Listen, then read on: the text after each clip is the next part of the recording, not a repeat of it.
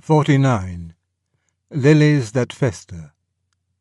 Published in 20th Century, Volume 157, April 1955, this essay was reproduced in The World's Last Night, US 1960, and They Asked for a Paper, Geoffrey Bless 1962, and is now in Christian Reunion 1990.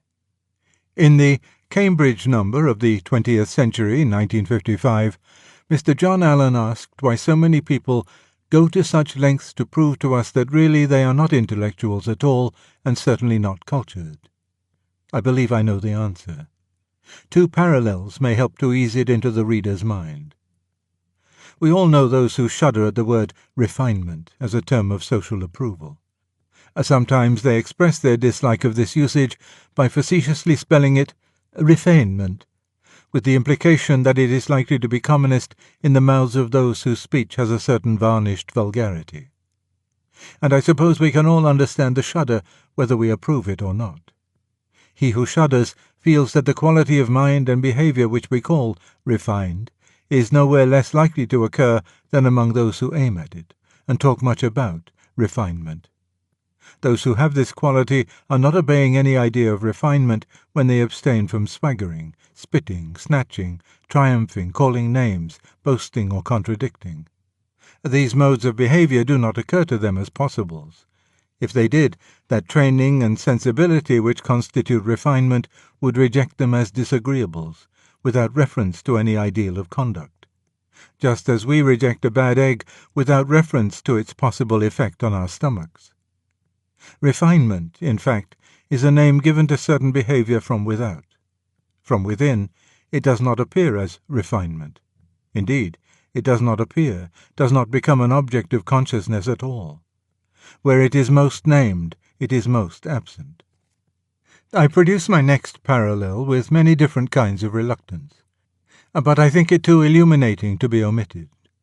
The word religion is extremely rare in the New Testament or the writings of mystics. The reason is simple. Those attitudes and practices to which we give the collective name of religion are themselves concerned with religion hardly at all. To be religious is to have one's attention fixed on God and on one's neighbour in relation to God. Therefore, almost by definition, a religious man, or a man when he is being religious, is not thinking about religion. He hasn't the time. Religion is what we, or he himself at a later moment, call his activity from outside. Of course, those who disdain the words refinement and religion may be doing so from bad motives. They may wish to impress us with the idea that they are well-bred or holy. Such people are regarding chatter about refinement or religion simply as symptomatic of vulgarity or worldliness, and eschew the symptom to clear themselves from the suspicion of the disease. But there are others who sincerely, and I believe rightly, think that such talk is not merely a symptom of, but a cause, active in producing that disease. The talk is inimical to the thing talked of, likely to spoil it where it exists, and to prevent its birth where it is unborn. Now, culture seems to belong to the same class of dangerous and embarrassing words. Whatever else it may mean, it certainly covers deep and genuine enjoyment of literature and the other arts. By using the word enjoyment, I do not mean to beg the vexed question about the role of pleasure in our experience of the arts. I mean frui, not delectare, as we speak of a man enjoying good health or an estate. And now, if I am certain of anything in the world, I am certain that while a man is, in this sense, enjoying Don Giovanni or the Oresteia, he is not caring one farthing about culture. Culture? The irrelevance of it. For just as to be fat or clever means to be fatter or cleverer than most, so to be called cultured must mean to be more so than most, and thus the very word carries the mind at once to comparisons and groupings and life in society. And what has all that to do with the horns that blow as the statue enters, or Clytemnestra crying, "Now you have named me aright"? In Howard's End, Mr. E. M. Forster excellently describes a girl listening to a symphony. She is not thinking about culture, nor about music, nor even about this music. She sees the whole world through the music. Culture, like religion, is a name given from outside to activities which are not themselves interested in culture at all, and would be ruined the moment they were. I do not mean that we are never to talk of things from the outside, but when the things are of high value and very easily destroyed, we must talk with great care, and perhaps the less we talk the better. To be constantly engaged with the idea of culture, and, above all, of culture as something enviable or meritorious, or something that confers prestige, seems to me to endanger those very enjoyments for whose sake we chiefly value it. If we encourage others or ourselves to hear, see, or read great art on the ground that it is a cultured thing to do, we call into play precisely those elements in us which must be in abeyance before we can enjoy art at all. We are calling up the desire for self-improvement, the desire for distinction, the desire to revolt from one group and to agree with another, and a dozen busy passions which, whether good or bad in themselves, are, in relation to the arts, simply a blinding and paralyzing distraction. At this point, some may protest that by culture they do not mean the enjoyments themselves, but the whole habit of mind which such experiences, reacting upon one another and reflected on, build up as a permanent possession. And some will wish to include the sensitive and enriching social life which, they think, will arise among groups of people who share this habit of mind. But this reinterpretation leaves me with the same difficulty. I can well imagine a lifetime of such enjoyments leading a man to such a habit of mind, but on one condition, namely, that he went to the arts for no such purpose. Those who read poetry to improve their minds will never improve their minds by reading poetry. For the true enjoyments must be spontaneous and compulsive, and look to no remoter end. The muses will submit to no marriage of convenience. The desirable habit of mind, if it is to come at all, must come as a byproduct, unsought. The idea of making it one's aim suggests that the shattering confidence which Goethe made to Eckermann, "In all my youthful amours, the object I had in view was my own ennoblement." To this, I presume, most of us would reply that, even if we believe a love affair can ennoble a young man, we feel sure that a love affair undertaken for that purpose would fail of its object, because, of course, it wouldn't be a love affair at all. So much for the individual. But the claims made for the cultured group raise an embarrassing question. What, exactly, is the evidence that culture produces among those who share it a sensitive and enriching social life? If by sensitive we mean sensitive to real or imagined affronts, a case could be made out. Horace noted long ago that bards are a touchy lot. The lives and writings of the Renaissance humanists and the correspondence in the most esteemed literary periodicals of our own century will show that critics and scholars are the same. But sensitive in that meaning cannot be combined with enriching. Competitive and resentful egoisms can only impoverish social life. The sensitivity that enriches must be of the sort that guards a man from wounding others, not of the sort that makes him ready to feel wounded himself. Between this sensitivity and culture, my own experience does not suggest any causal connection. I have often found it among the uncultured. Among the cultured, I have sometimes found it and sometimes not. Let us be honest. I claim to be one of the cultured myself, and have no wish to foul my own nest. Even if that claim is disallowed, I have at least lived among them, and would not denigrate my friends. But we are speaking here among ourselves, behind closed doors. Frankness is best. The real traitor to our order is not the man who speaks, within that order, of its faults, but the man who flatters our corporate self-complacency. I gladly admit that we number among us men and women whose modesty, courtesy, fair-mindedness, patience in disputation, and readiness to see an antagonist's point of view are wholly admirable. I am fortunate to have known them. But we must also admit that we show as high a percentage as any group whatever of bullies, paranoiacs and poltroons, of backbiters, exhibitionists, mopes, milksops, and world-without-end bores. The loutishness that turns every argument into a quarrel is really no rarer among us than among the subliterate. The restless inferiority complex, stern to inflict, but not stubborn to endure, which bleeds at a touch but scratches like a wildcat, is almost as common among us as among schoolgirls. If you doubt this, try an experiment. Take any one of those who vaunt most highly the adjusting, cleansing, liberating and civilizing efforts of culture, and ask him about other poets, other critics, other scholars, not in the mass, but one by one, and name by name. 9 times out of 10 he will deny of each what he claimed for all.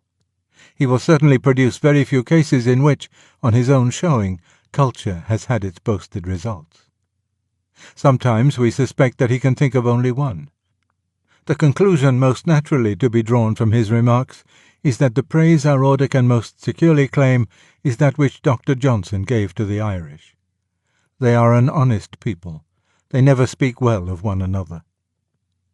It is then, at best, extremely doubtful whether culture produces any of those qualities which will enable people to associate with one another graciously, loyally, understandingly, and with permanent delight.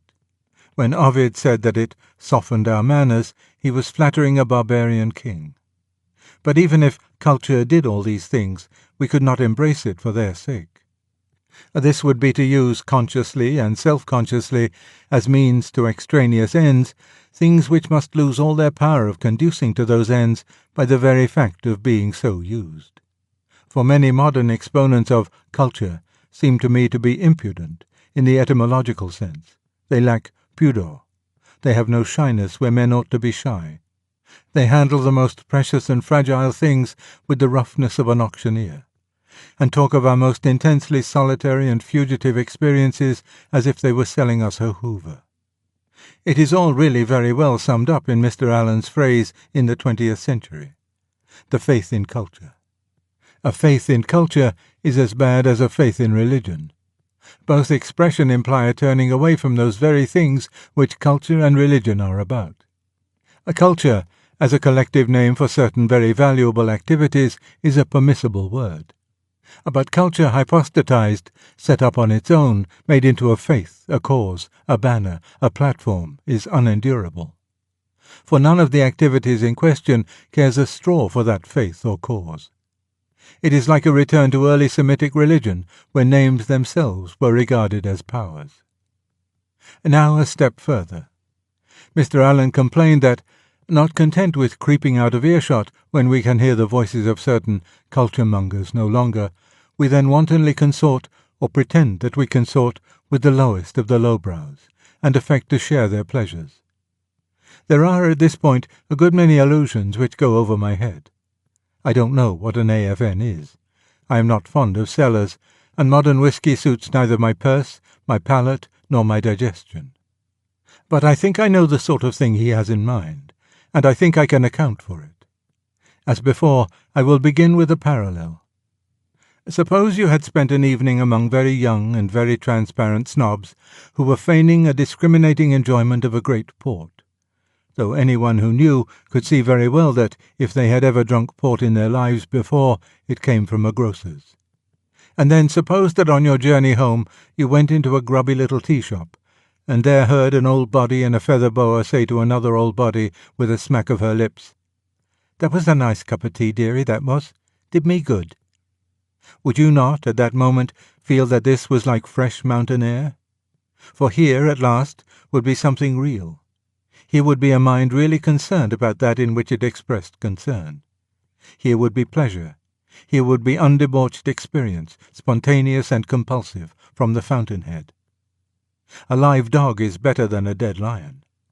In the same way, after a certain kind of sherry party, where there have been cataracts of culture, but never one word or one glance that suggested a real enjoyment of any art, any person, or any natural object, my heart warms to the schoolboy on the bus who is reading fantasy and science fiction, rapt and oblivious of all the world beside.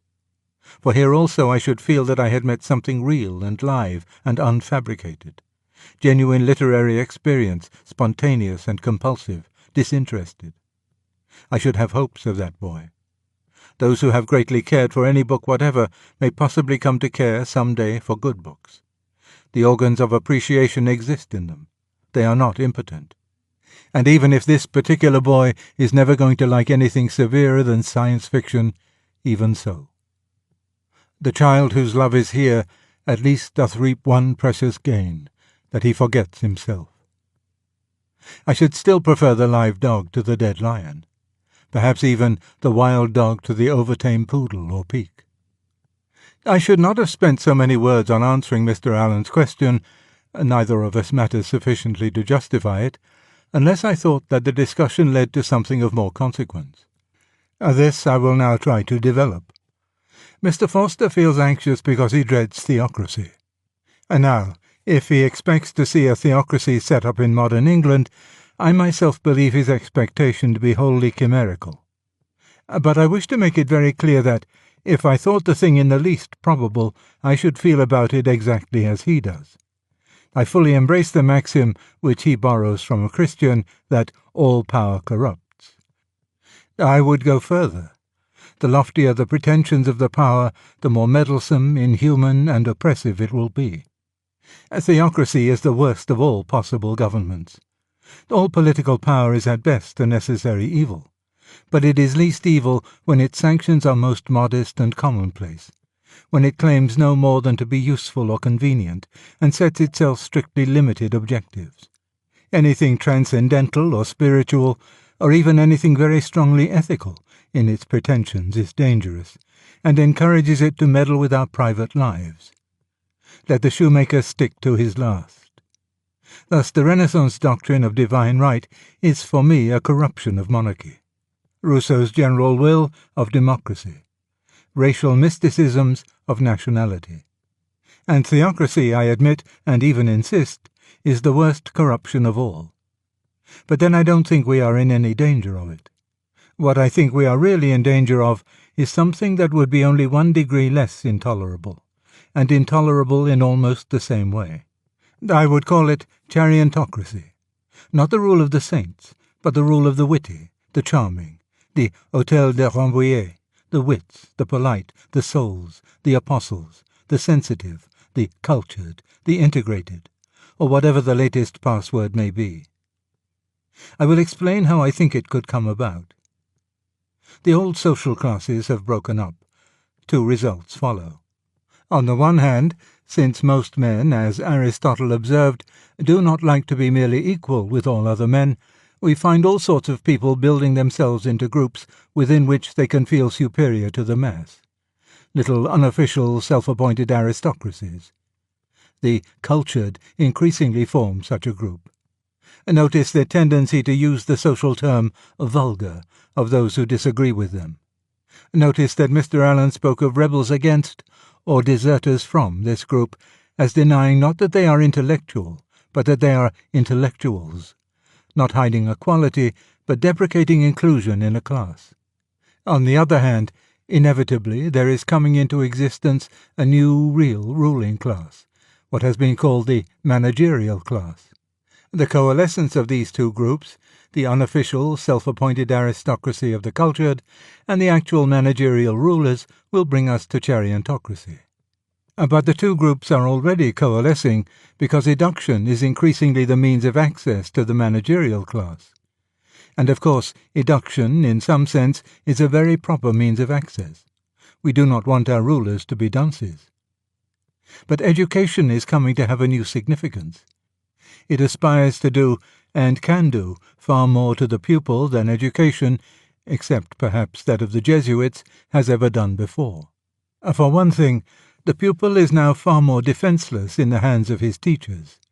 He comes increasingly from businessmen's flats or workmen's cottages, in which there are few books or none.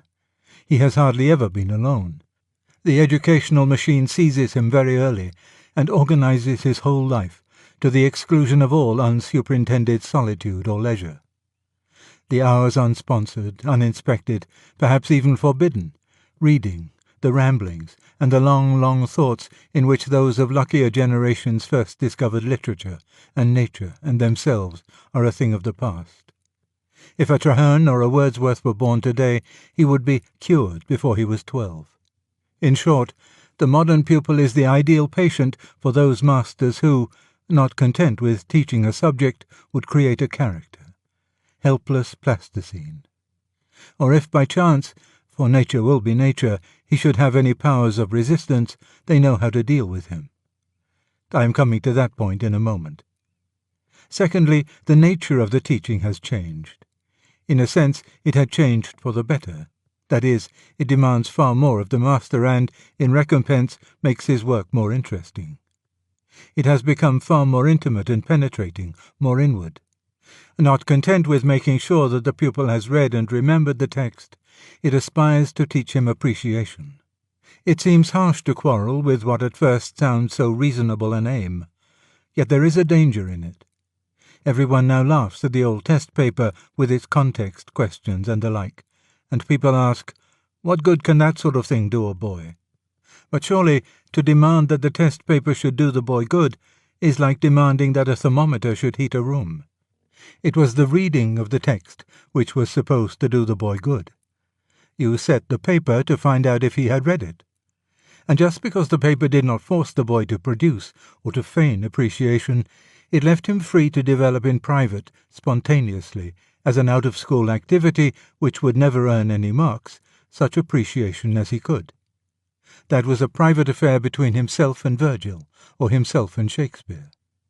9 times out of 10, probably nothing happened at all. But wherever appreciation did occur, and quite certainly it sometimes did, it was genuine, suited to the boy's age and character. No exotic, but the healthy growth of its native soil and weather. But when we substitute exercises in practical criticism for the old dry papers, a new situation arises. The boy will not get good marks, which means in the long run that he will not get into the managerial class, unless he produces the kind of responses and the kind of analytic method which commend themselves to his teacher. This means at best that he is trained to the precocious anticipation of responses, and of a method inappropriate to his years. At worst, it means that he is trained in the, not very difficult, art of simulating the orthodox responses. For nearly all boys are good mimics. Depend upon it, before you have been teaching for a term, everyone in the form knows pretty well the sort of stuff that goes down with prickly Popeye. In the old days also they knew what went down, but the only thing that went down was correct answers to factual questions, and there were only 2 ways of producing those, working or cheating. The thing would not be so bad if the responses which the pupils had to make were even those of the individual master. But we have already passed that stage. Somewhere, I have not yet tracked it down, there must be a kind of culture-mongers' central bureau, which keeps a sharp lookout for deviationists. At least, there is certainly someone who sends little leaflets to schoolmasters, printing 6 poems on each, and telling the master not only which the pupils must be made to prefer, but exactly on what grounds. The impertinence of it! We know what Mulcaster or Boyer would have done with those leaflets. Thus, to say that, under the nascent regime, education alone will get you into the ruling class, may not mean simply that the failure to acquire certain knowledge and to reach a certain level of intellectual competence will exclude you. That would be reasonable enough. But it may come to mean, perhaps means already, something more. It means that you cannot get in without becoming, or without making your masters believe that you have become, a very specific kind of person, one who makes the right responses to the right authors. In fact, you can get in only by becoming, in the modern sense of the word, cultured. This situation must be distinguished from one that has often occurred before. Nearly all ruling classes, sooner or later, in some degree or other, have taken up culture and patronized the arts. But when that happens, the culture is the result of their position, one of the luxuries or privileges of their order. The situation we are now facing will be almost the opposite. Entry into the ruling class will be the reward of culture. Thus we reach chariontocracy. And not only is the thing likely to happen, it is already planned and avowed. Mr. J. W. Saunders has set it all out in an excellent article entitled Poetry in the Managerial Age, Essays in Criticism, July 1954. He there faces the fact that modern poets are read almost exclusively by one another. He looks about for a remedy. And naturally, he does not suggest that the poets should do anything about it. For it is taken as basic by all the culture of our age that whenever artists and audience lose touch, the fault must be wholly on the side of the audience. I have never come across the great work in which this important doctrine is proved. The remedy which occurs to Mr. Saunders is that we should provide our poets with a conscript audience, a privilege last enjoyed, I believe, by Nero. And he tells us how this can be done. We get our coordinators through eduction. Success in examinations is the road into the ruling class. All that we need do, therefore, is to make not just poetry, but the intellectual discipline which the critical reading of poetry can foster, the backbone of our educational system. In other words, practical criticism, or something of the sort, exercised no doubt chiefly on modern poets, is to be the indispensable subject, failure in which excludes you from the managerial class. And so our poets get their conscript readers. Every boy or girl who is born is presented with the choice. Read the poets whom we, the cultured, approve, and say the sort of things we say about them, or be a prole. And this, picking up on a previous point, shows how chariontocracy can deal with the minority of pupils who have tastes of their own, and are not pure plasticine. They get low marks. You kick them off the educational ladder at a low rung, and they disappear into the proletariat. Another advantage is that, besides providing poets with a conscript audience for the moment, you can make sure that the regnant literary dynasty will reign almost forever. For the deviationists whom you have kicked off the ladder will, of course, include all those troublesome types who, in earlier ages, were apt to start new schools and movements. If there had been a sound chariontocracy in their day, the young Chaucer, the young Donne, the young Wordsworth and Coleridge could have been dealt with. And thus literary history, as we have known it in the past, may come to an end. Literary man, so long a wild animal, will have become a tame one. Having explained why I think a chariontocracy probable, I must conclude by explaining why I think it undesirable. Culture is a bad qualification for a ruling class because it does not qualify men to rule. The things we really need in our rulers, mercy, financial integrity, practical intelligence, hard work, and the like, are no more likely to be found in cultured persons than in anyone else. A culture is a bad qualification in the same way as sanctity. Both are hard to diagnose and easy to feign. Of course, not every chariontocrat will be a cultural hypocrite, nor every theocrat a Tartuffe. But both systems encourage hypocrisy, and make the disinterested pursuit of the quality they profess to value more difficult. But hypocrisy is not the only evil they encourage. There are, as in piety, so in culture, states which, if less culpable, are no less disastrous. In the one we have the goody-goody, the docile youth who has neither revolted against nor risen above the routine pietisms and respectabilities of his home. His conformity has won the approval of his parents, his influential neighbours, and his own conscience. He does not know that he has missed anything and is content. In the other, we have the adaptable youth to whom poetry has always been something set for evaluation. Success in this exercise has given him pleasure, and let him into the ruling class. He does not know what he has missed, does not know that poetry ever had any other purpose, and is content. Both types are much to be pitied, but both can sometimes be very nasty. Both may exhibit spiritual pride, but each in its proper form, since the one has succeeded by acquiescence and repression, but the other by repeated victory in competitive performances. To the pride of the one, sly, simpering, and demure, we might apply Mr. Allen's word smug, especially if we let in a little of its older sense. My epithet for the other would, I think, be swaggering. It tends, in my experience, to be raw, truculent, eager to give pain, insatiable in its demands for submission, resentful and suspicious of disagreement. Where the goody-goody slinks and sidles and purrs, and sometimes scratches like a cat, his opposite number in the ranks of the cultured gobbles like an enraged turkey. And perhaps both types are less curable than the hypocrite proper. A hypocrite might, conceivably, repent and mend, or he might be unmasked and rendered innocuous. But who could bring to repentance, and who can unmask, those who were attempting no deception? who don't know that they are not the real thing because they don't know that there ever was a real thing. Lastly, I reach the point where my objections to theocracy and to chariontocracy are almost identical. Lilies that fester smell far worse than weeds. The higher the pretensions of our rulers are, the more meddlesome and impertinent their rule is likely to be, and the more the thing in whose name they rule will be defiled. The highest things have the most precarious foothold in our nature. By making sanctity or culture a moyen de parvenir, you help to drive them out of the world. Let our masters leave these two at least alone. Leave us some region where the spontaneous, the unmarketable, the utterly private can still exist. As far as I am concerned, Mr. Allen fell short of the mark when he spoke of a retreat from the faith in culture. I don't want retreat. I want attack, or, if you prefer the word, rebellion. I write in the hope of rousing others to rebel. So far as I can see, the question has nothing to do with the difference between Christians and those who, unfortunately, since the word has long borne a useful and wholly different meaning, have been called humanists. I hope that red herring will not be brought in. I would gladly believe that many atheists and agnostics care for the things I care for. It is for them I have written.